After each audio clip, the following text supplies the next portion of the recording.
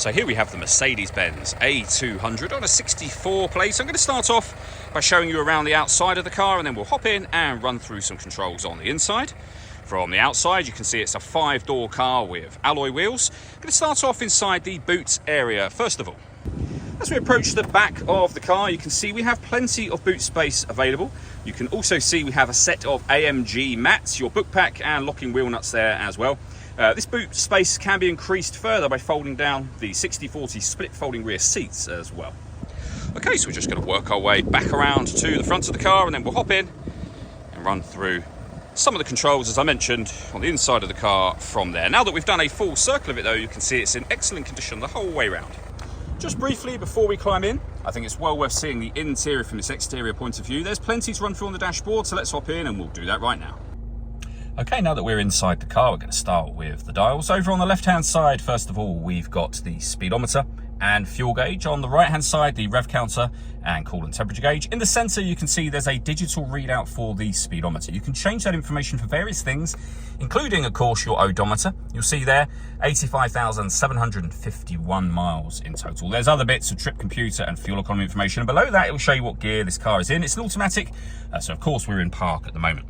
We back out to the steering wheel next. The buttons I was using a second ago are here.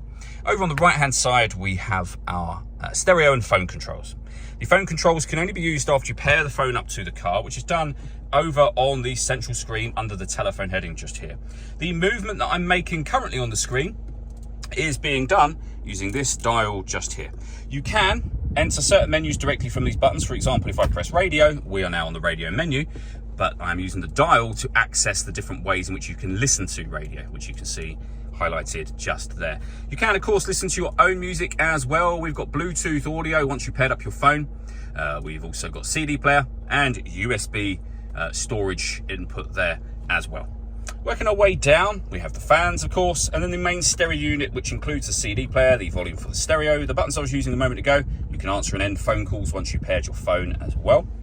Below that, we have the air conditioning. You can adjust the fan speed, direction of the air, just here, and of course the temperature. The air conditioning is on at the moment, so that's off and back on again. You can recirculate the air that's in the car. That's a great way of heating it up or cooling it down quickly depending on the temperature you set here. We have some storage, a 12-volt charging socket, more storage in here as well, and then the dial that I went through originally. All that leaves me to say is thank you for taking the time to watch this video. If you'd like to come and see the car for yourself and have a test drive, please feel free to give us a call here at 7daysonly.co.uk. We'd love to hear from you soon.